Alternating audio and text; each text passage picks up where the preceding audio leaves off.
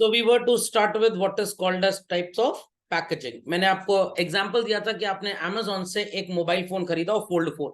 So originally children, mobile phone जिस box के अंदर पैक होगा उसके ऊपर बॉक्स बंद कर देंगे तो ये हो गई प्राइमरी पैकेजिंग. अब उसको हमने पॉलिथीन से सील पैक कर दिया तो इट बिकम्स सेकेंडरी, और ये शॉप पे आ जाता है और आप शॉप से खरीद सकते हो. But if you have bought the same from Amazon और एनी ऑनलाइन स्टोर, क्या वैसे ही वो आपको डिब्बा दे देंगे? नो. वो उसको पहले बबल रैप से लपेटेंगे, फिर उसको रखेंगे एक पर्टिकुलर पैकेट के अंदर, वो ग्रेइश कलर का, ब्लूइश ग्रे कलर का Amazon का जो पैकेट आता है, उसके बाद वो आपके एड्रेस पे डिस्पैच होगा. So that packaging is known as what? Transportation packaging. Which packaging children? Transportation packaging. फर्क समझ में आ गया? चलिए. So refers to products immediate container normally kept throughout the entire life of the product.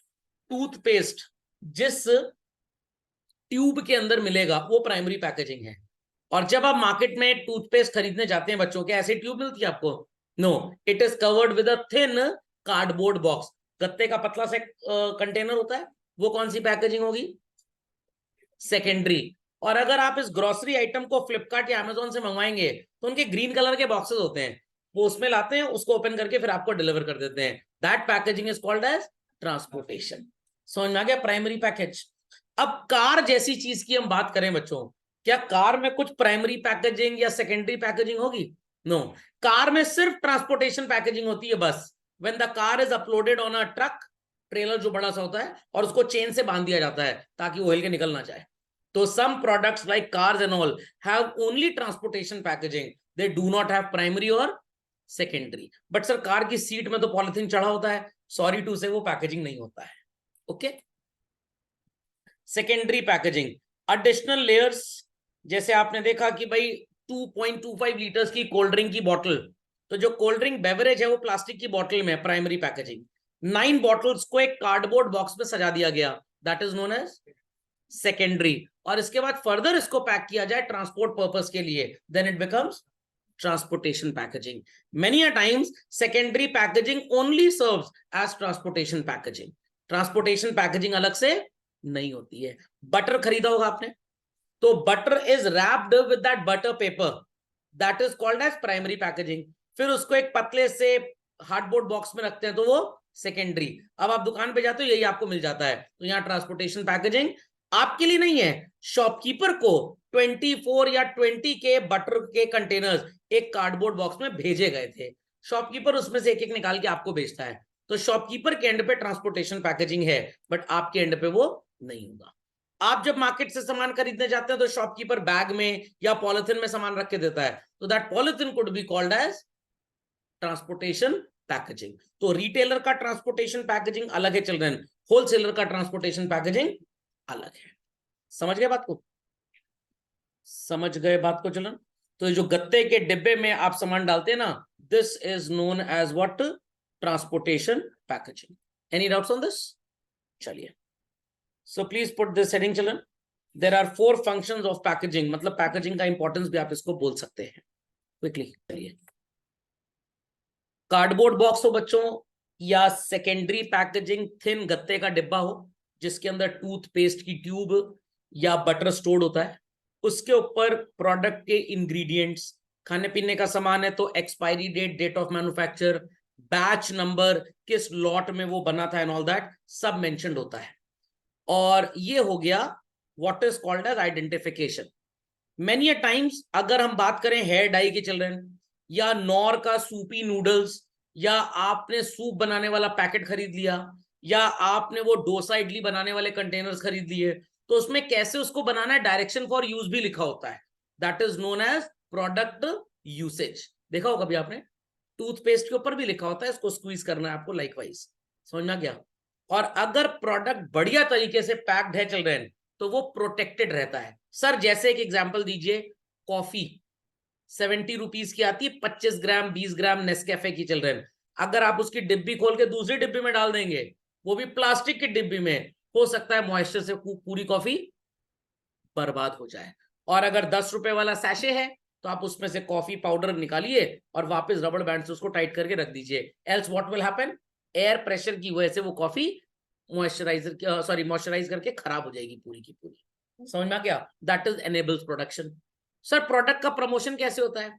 Amul का वो जो एक डॉल बनी है अटरली बटरली डिलिशियस, वो उसके ऊपर होती कि नहीं होती है? तो काफी प्रोडक्ट्स के ऊपर उनका एडवर्टाइजमेंट भी होता है, जो प्रोडक्ट को एक डिस्टिंक्ट आइडेंटिटी देता है। अंडरस्टैंडिंग? मैगी नूडल्स के ऊपर किसी ने ऐसे चटकारा लगाता हुआ साइन बना दिया, डिजाइन बना दिया पैकेट पे, मतलब they are very tasty in nature. समझ में आ गई बात? चलिए, प्रोडक्ट प्रमोशन। सो यहाँ पे लिखा है एंजॉय कोक एट जस्ट ₹15। अब लोग सोचते हैं कि 15 रुपए में कोक मिल जाएगी। पिज्जा लेंगे 400 का तो कोक 15 में मिलेगी, नहीं तो 15 में नहीं मिलेगी। Got it clear? तो ये एडेड अट्रैक्शन है। सेल्फ सर्विस आउटलेट में packaging acts as a silent, sorry salient लिख गया गलती से, साइलेंट सेल्समैन है। सर टोकरी में बच्चा क्या कर रहा है? आप भी बहुत बचपन में ऐसे झूले होंगे टोकरी में बैठ के। अब मत बैठिएगा, टोकरी टूट जाएगी नहीं तो। Got it clear? तो अगर पैकेट बढ़िया है, पैकेट में बहुत बढ़िया डिजाइन है, बहुत बढ़िया स्टिकर है, तो ये सेल्स प्रमोशन का भी काम कर देता है। लोग इस एडवर्टाइजमेंट से अट्रैक्ट होकर चीजों को खरीद लेते हैं। Not getting? Not getting? अभी मैंने आपको एक ब्रोशर दिया टेस्ट सीरीज का, उसमें मैंने स्टूडेंट्स की success stories and all mention किए हैं। तो what is that? It is for promotion. Okay. Identification, ये जो चिड़िया बनी है ये किस कंपनी का लोगो है चिल्ड्रन? नेस्ले। सीबीएसई में पूछा गया था पिछले साल क्वेश्चन। एक कार थी, कार के आगे ओरिजिनल लोगो हटा दिया था और सर्कल किया था, और बताया गया था ये क्या इंडिकेट कर रहा है। कुछ बच्चे ट्रेडमार्क, कुछ ब्रांड नेम, कुछ ब्रांड मार्क लिख के चले आए। तो सही आंसर ब्रांड मार्क था, क्योंकि ट्रेडमार्क में ब्रांड नेम और मार्क दोनों होता है, और ट्रेडमार्क में सिर्फ मार्क होता है और ब्रांड नेम में सिर्फ नाम होता है। Got it? तो वो उन्होंने हुंडई गाड़ी थी, उसका आगे से लोगो गायब करके सर्कल किया हुआ था और पूछा था this area shaded at small a और बी रिप्रेजेंट स्पॉट। तो ये चिड़िया किसको डिस्क्लोज कर रही है चिल्ड्रन? नेस्ले। और ये टिक है नाइकी। और ये जो रेड और ब्लू है, व्हाट डज दिस रिप्रेजेंट? दिल मांगे मोर पेप्सी। और ये जो दीदी जी हैं ये है अमूल बेसिकली। समझ में आ गया? तो आप कैसे पहचान पाए? क्योंकि इसी चीज से इसको प्रमोट किया गया था। Understood this? Product usage children, कैसे इसको ओपन करना है? आपने बच्चों कैन वाली कोल्ड ड्रिंक पी है कभी? उसमें होल होता है ना? कैन एनीबडी आंसर में वो होल किस लिए होता है? कैन वाली कोल्ड ड्रिंक होती है। Got it clear? ये देखिए यहां पे भी ये जो डिब्बा खुल रहा है बार बार, ध्यान से देखिए जरा इस डिब्बे को, बहुत ध्यान से। ये यहाँ पे होल है कि नहीं? वो एक लिड टाइप होता है, आप उसको घुमाते हैं और खोलते हैं, उसे प्रेस करते हैं, खुल जाता है। होल की क्या जरूरत है? होल ना भी हो तो चलेगा। Can anybody answer me? ना ना, अरे वो होल नहीं, जो ऊपर जब फ्लिप करते हैं आप, एक तरफ तो कनेक्टेड होता है टिन से, कैन वाली कोल्ड ड्रिंक में या कैन वाले जूस में, और दूसरी तरफ उसमें होल होता है, वो उसी को आप पकड़ते हो और प्लग करते हैं तो दूसरे कट्ट से खुल जाता है पूरा कैन। वो होल किस लिए होता है? होल नहीं भी होगा, पूरा सॉलिड भी होगा तब भी खुल जाएगा वो, बट होल किस लिए दिया जाता है? स्ट्रॉ लगाने के लिए, ताकि स्ट्रॉ दाएं बाएं मूव ना हो। Got it clear? तो पहले आप उसको पीछे करिए, ऐसे प्लग करिए आगे की तरफ, बड़ा वाला एरिया पीछे रहेगा और छोटा वाला आगे। वो इस तरह का डिजाइन होता है ना, Oval shaped, like this children.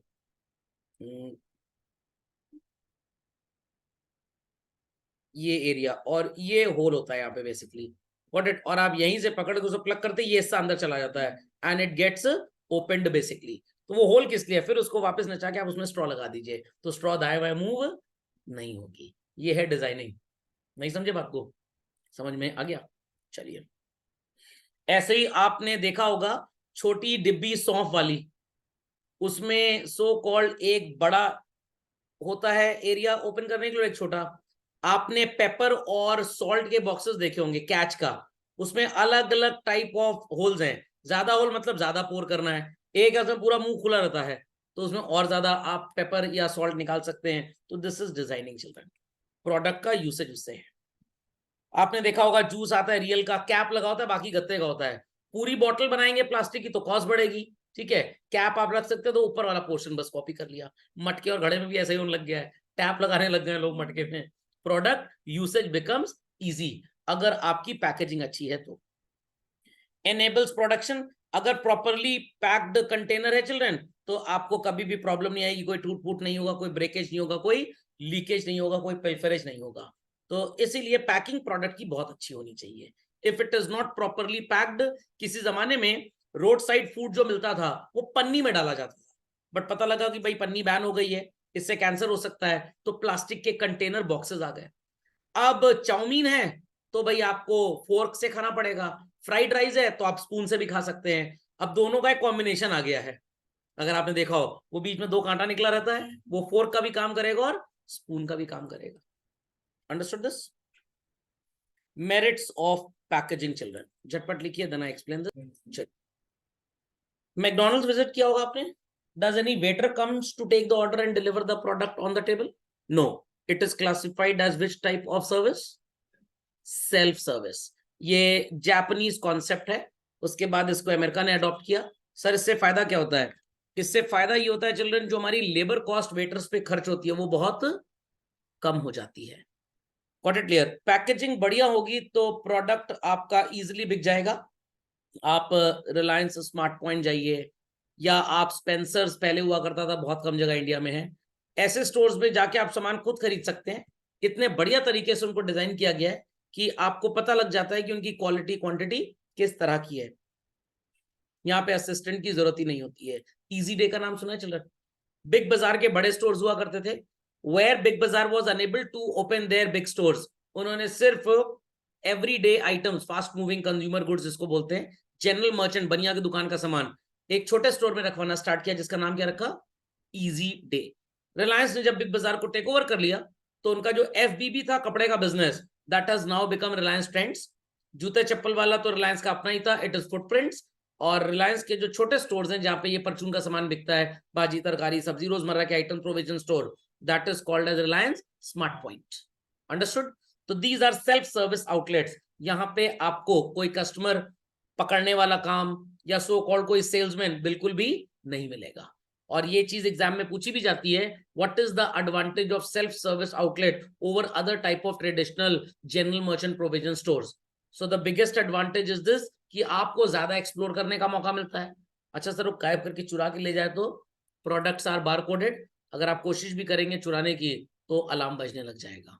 अब कुछ लोग बोलेंगे नहीं सर हमने ट्राई किया है सर, ऐसा नहीं होता. टूथपेस्ट में कैसा बार कोड लगेगा? वो जो गार्ड होता है ना, वो गेट पे चेक करता है. अब जो प्रोफेशनल लोग हैं उनको कौन मात दे पाएगा भाई? Fine. So people understood children. तो पैकेजिंग ने पर्सनल सेल्समैन को हटा दिया. यहाँ पे दाल चावल भी पैक्ड 1 kg का पैक मिल जाएगा. कुछ जगह खुला भी मिलता है, बट मेजॉरिटी प्लेसेस पैक्ड मिलेगा, तो यहाँ पे वेइंग करने की जरूरत भी हर स्टोर में नहीं होती है. So packaging has completely change the marketing strategy. Milk का पैकेट आप खरीदिए, मदर डेयरी का, नमस्ते इंडिया का, उस पर date of processing and packaging लिखा होता है, बेस्ट बिफोर भी लिखा होता है, 2 दिन बाद की डेट होती है. तो दिस विल टेल यू कि खाने पीने का आइटम कितने दिन तक ठीक रहेगा और कब ये खराब हो जाएगा. तो पैकेजिंग में इसको भी मेंशन करना बहुत जरूरी है. Understood this? Standards of health and sanitation.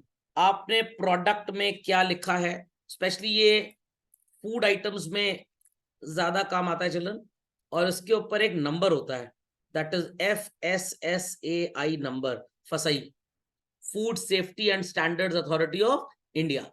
हर खाने के सामान पे इस नंबर का होना बहुत जरूरी है, चाहे वो पैक्ड चिप्स हो या कोई भी चीज हो. हाँ, दाल चावल में अभी इसके ऊपर कंपल्जन आया नहीं. Food safety and standard authority ने उन चीजों को कंपेल किया नंबर डालने के लिए, लाइसेंस लेने के लिए, जो डायरेक्ट रेडी टू ईट है. I repeat, ready to eat है. समझ में आ गया? तो जो बिजनेसमैन खुला दाल चावल बेचते हैं, दुकानदार आता है, मतलब कस्टमर आता है दुकान पे और कहता है 5 किलो दाल दे दो, तो पैकेट में उसने 5 किलो भर के दे दिया, उसको FSSAI नंबर लेने की जरूरत नहीं है. Don't say sir ready to ईट तो है, चने की दाल तो गैया डायरेक्ट ही खाएगी ना. इंसानों के कंजम्पशन के लिए जो चीजें बनी है उसमें FSSAI नंबर लेना आपको जरूरी है. Got it? Got it? तो ये बात सबको समझ में आ गई, कहां पे FSSAI नंबर की जरूरत है? जहां पे सामान पैक्ड है. पैक्ड कैसा? Permanent packed.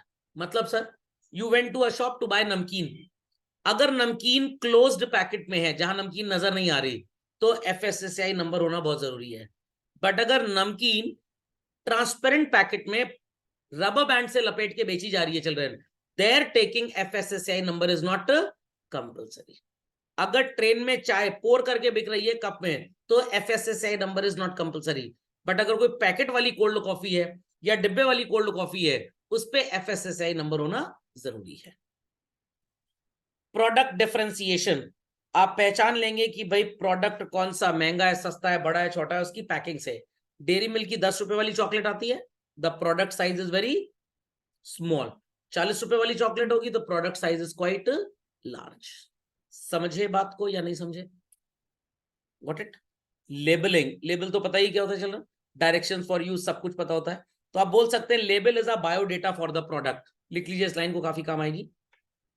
तो ये सारे पॉइंट्स आपको समझ में आ गए। चलो अगली हेडिंग लिखिए अपनी कॉपी में, लेबलिंग, और ये जरूर लिखिएगा, labelling is the biodata of the product, और लेबल इज द बायोडेटा। सारा रिसोर्स मटेरियल प्रोडक्ट के बारे में लेबल में आपको नजर आ जाएगा। थोड़ा सा ये रिकॉर्डिंग इसका शायद छूट गया, खैर मैंने स्टार्टिंग में तो आपको बता ही दिया था। चलिए, तो प्राइस मिक्स की बात समझ में आई। रिपीट लेक्चर है, कुछ खास नुकसान नहीं होगा जिन्होंने नहीं भी अटेंड किया लेक्चर। तो प्राइस मिक्स का मतलब समझ में आ गया, ऑल दोस फैक्टर्स चिल्ड्रन जो किसी भी प्रोडक्ट के प्राइस को डिसाइड करने में इंपॉर्टेंट होते हैं। अगर लोगों को याद हो, मैंने एक बार एग्जांपल दिया था स्किमिंग प्राइसिंग वर्ड यूज करके, कि स्टार्टिंग में आईफोन्स बड़े महंगे होते हैं, बट धीरे धीरे धीरे धीरे कंपनी उसका प्राइस घटा देती है। तो स्टार्टिंग वालों ने ऊपर की मलाई खरीद ली, अब नीचे का छाछ बचा हुआ है, वो सस्ते में बिक जाए तो हमारा कोई नुकसान नहीं है। तो price mix will make you understand all those factors which help in deciding us about the price of a product. Got it? लिख लीजिए पूरी डेफिनेशन फास्ट, क्या आगे। Factors which affect price. भाई अगर आपका ऑब्जेक्टिव प्रॉफिट मैक्सिमाइजेशन है तो आप प्राइस बहुत ज्यादा रखेंगे, लाइक मर्सिडीज, BMW। बट अगर आपका ऑब्जेक्ट है मार्केट में नंबर 1 पोजीशन लेना, ज्यादा से ज्यादा सेल्स प्रमोट करना, तो आपकी प्राइस बहुत लो होगी, like Maruti and Hyundai. Market में कंपटीशन है ही नहीं आपका, आप ही आप हैं, बाकी सब चीनी कम है, like Apple iPhones, price would be high. बड़ा भयंकर कंपटीशन है भाई, सब लोग एंड्रॉयड बेच रहे हैं, तो हम किसको मना करें, किसको बेचें? In that case so called हमारा प्राइस बहुत कम होगा। बट अगर हमारा कंपटीशन नहीं है तो प्राइस बहुत ज्यादा। If my cost of production for making a ball point pen is 9 rupee, और मेरे को कम से कम 25% प्रॉफिट पे बिजनेस करना है चिल्ड्रन, क्या मैं उसको 9-10 रुपए में बेच पाऊंगा? नो। बट अगर हमारा कॉस्ट ऑफ प्रोडक्शन चाइना से 10 रुपए में पेन नहीं बन रहा, 2 ही रुपए में हम बना रहे हैं, तो हम 200% कमा के भी 6 रुपए में बेच लेंगे। तो if cost of production is more, pricing will be high. If cost of production is less children, pricing will be very very very low. Any doubts? Many doubts children? Any doubts? Many doubts? भाई सुनाई पड़ रही है बात children? सुनाई पड़ रही है बात? Yes sir. Moving ahead, market में हमारे प्रोडक्ट की बहुत भयंकर डिमांड है, will we selling it at a cheaper price? No, हम भयंकर प्राइस प्रॉफिट कमा के बेचेंगे। और अगर हमारे डिमांड की बहुत कम, सॉरी प्रोडक्ट की बहुत कम डिमांड है, लोग खरीदना ही नहीं चाह रहे हैं, क्या करना पड़ेगा प्रोडक्ट को प्रमोट करने के लिए, सेल करने के लिए? प्राइस कम करना पड़ेगा। समझ में आ गया? गवर्नमेंट एंड लीगल रेगुलेशंस, क्या आप नमक का पैकेट 5,000 रुपए किलो बेच सकते हैं? नो। कुछ चीजों पे गवर्नमेंट मैंडेशन है, उसको आप चाह के भी एक पर्टिकुलर प्राइस से ज्यादा पे नहीं बेच सकते। Logic understood? Logic understood. Other marketing method use में स्किमिंग प्राइसिंग, स्टार्टिंग में प्रोडक्ट महंगा बेचो, बाद में सस्ता। बट अगर डिमांड क्रिएट करने वाला प्रोडक्ट है, इंट्रोडक्टरी प्राइस कम रखिए और बाद में प्राइस बढ़ा दीजिए। टाटा नैनो लॉन्च हुई थी, पहली 1 लाख गाड़ियां रतन टाटा जी ने प्रॉमिस किया था हम 1 लाख रुपए में बेचेंगे, बट उसके बाद भाई कॉस्ट ऑफ प्रोडक्शन बढ़ने लग गया, तो कंपनी के लिए 1 लाख रुपए में गाड़ी बेचना पॉसिबल नहीं था। धीरे धीरे उन्होंने प्राइस बढ़ाना स्टार्ट किया और वहीं पे उनका फ्लॉप शो हो गया। टाटा की अगली कार आई थी पैसेंजर कार, या उसके पहले आई थी शायद, इंडिका। पहले 1 साल जो उन्होंने कार बेची, मारुति 800 से 5,000 रुपए सस्ती, 2,95,000 के आसपास। धीरे धीरे जब कार की डिमांड बढ़ने लग गई, उन्होंने प्राइस को बढ़ाना स्टार्ट किया। तो इंट्रोडक्टरी प्राइस कम रखते हैं, जैसे जैसे डिमांड बढ़ती है हम प्राइस को बढ़ा देते हैं। So people understood this? People understood? तो मार्केट में आपका ऑब्जेक्टिव क्या है, समझ में आ गया? अगर आप चाहते हैं ज्यादा क्वांटिटी आपकी बिके, प्राइस कम रखिए। क्वालिटी अच्छी है आपके प्रोडक्ट की, आप महंगे में बेचना चाहते हैं तो प्राइस को बढ़ा दीजिए। मार्केट लीडरशिप, मारुति जैसा बनना है तो प्राइस कम रखो भाई, मर्सिडीज जैसा बनना है, बाढ़ में गई लीडरशिप, प्रॉफिट कमाना है बस, तो प्राइस बढ़ा दीजिए। कंपटीशन है तो price will be low, competition नहीं है तो price will be high. Cost of production बढ़ गई, प्राइस बढ़ जाएगा, घट गई, प्राइस घट जाएगा। हाई डिमांड हाई प्राइस, लो डिमांड लो प्राइस। मैकडोनल्ड वाले अपना आलू टिक्की बर्गर महंगा नहीं बेचते, समझ में आ गया, बट मैकवेजी महंगा बेचते हैं, क्योंकि उनको पता है कि आलू टिक्की अगर महंगा बेचा तो सारे कस्टमर भाग जाएंगे, और 80% तो आलू टिक्की ही खरीदने आते हैं। चलिए, सेल्स प्रमोशन एफर्ट अगर अच्छा चल रहा है, you will be able to fetch a high price for your product. आप क्रेडिट फैसिलिटी देते हैं तो लोग आपको एक्स्ट्रा पैसा देके भी प्रोडक्ट खरीद लेंगे, but if you do not give any credit facility, will they give you high price? No. अब रिलायंस का बिजनेस मॉडल क्या है बच्चों? रिलायंस डिजिटल में लोगों ने बहुत कम जाना होगा इसको। मार्केट से इनके प्रोडक्ट सस्ते होते हैं, Amazon से भी लगभग 1-2% प्राइस नीचे रहता है। तो सर ये कमाते कैसे हैं? ये कमाते ऐसे हैं, ये आपको डरा के एक एडिशनल एक्सटेंडेड वारंटी प्लान बेचते हैं, रेस्क्यू के नाम पे, RESQ। 2 साल का वारंटी प्लान, 3 साल का वारंटी प्लान। आपने 30,000 का टीवी खरीदा, 4,000 की वारंटी चिपका दी आपको, और इनको भी पता है कि 95 to 96% केसेस पे सामान खराब होगा नहीं, और हो भी जाए, कौन इनके पिताजी की जेब से पैसा जा रहा है? जो आपसे 4,000 रुपए एक्स्ट्रा इन्होंने लिया, उसमें से ये 1,000 रुपए इंश्योरेंस कंपनी को देते हैं, और आपके प्रोडक्ट का उतने साल का इंश्योरेंस कराते हैं। Is that clear? तो अल्टीमेटली 4,000 में 3,000 तो पूरा इन्होंने कमा ही लिया। ये है रिलायंस डिजिटल की प्रॉफिट मेकिंग स्ट्रैटेजी। इनका सामान इलेक्ट्रॉनिक्स मार्केट से सस्ता रहता है, बट मैक्सिमम लोगों को वारंटी चिपकाते हैं। लोग भी सोचते हैं डर के, चलो इतना महंगा सामान है, वारंटी ले ही लेते हैं, and that makes them do good business. समझे बात को? Again children, food crop, petrol diesel, क्या पेट्रोल पंप वाला पेट्रोल महंगी प्राइस में बेचेगा?